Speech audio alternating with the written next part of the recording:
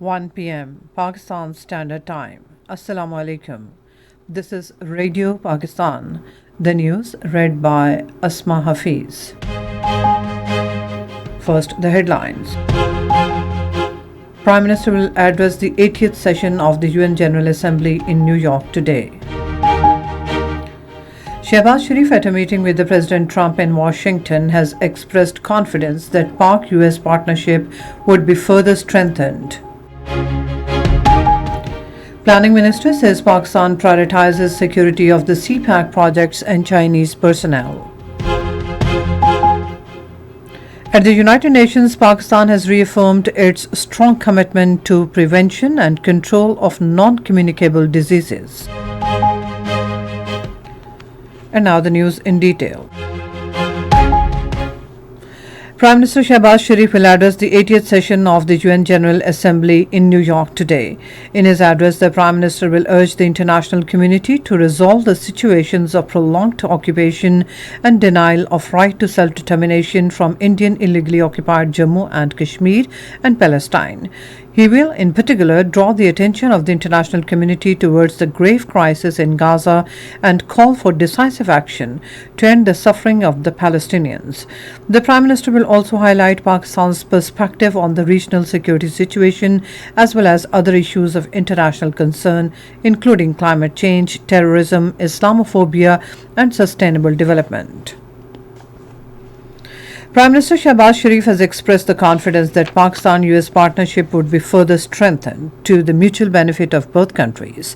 He made the remarks during a meeting with US President Donald Trump at the White House in Washington, D.C. Chief of Army Staff Field Marshal Asim Munir was also present at the meeting.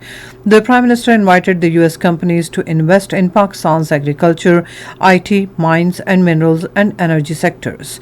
The two leaders also discussed regional security, including counterterrorism cooperation. The Prime Minister thanked President Trump for his public endorsement of Pakistan's role in counterterrorism and stressed the need to further enhance cooperation in security and intelligence. Shehbaz Sharif expressed his deep admiration for President Trump, describing him as a man of peace who was engaged in sincere efforts to end conflicts around the globe. Discussing the situation in the Middle East, Prime Minister lauded President Trump's efforts to bring about an immediate end to the war in Gaza.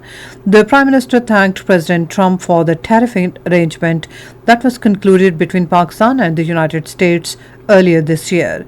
The Prime Minister also extended a warm and cordial invitation to President Trump to undertake an official visit to Pakistan at his convenience.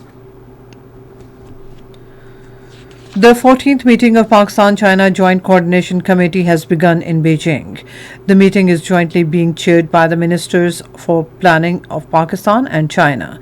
Minister for Planning and Development Hassan Iqbal said Pakistan and China are iron brothers, bound by trust and a shared destiny.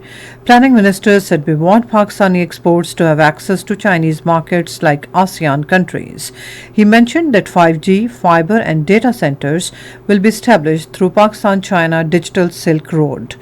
Hassan Iqbal said mining corridor from Chaghi to Gwadar will open new avenues for development, and border markets in Khunjarab, Torkham and Gwadar will enhance trade. Planning Minister said Pakistan prioritizes security of the CPAC projects and Chinese personnel. At the United Nations, Pakistan has reaffirmed its strong commitment to the prevention and control of non-communicable diseases. Director General Health Pakistan Dr. Aisha Ihsani Majid, while addressing the high-level meeting in New York, said Pakistan is facing an alarming increase in non-communicable diseases and has formulated a national action plan to respond effectively. And now cricket. In the last match of Super 4 phase, India will face Sri Lanka at Dubai this evening. The match will start at 7:30 in the evening. Final of T20 Asia Cup will be played between Pakistan and India at Dubai on Sunday. And that's all from the newsroom. For more news and analyses, log on to our website radio.gov.pk and also watch live video streaming of our bulletins on the link facebook.com/Radio Pakistan News Official.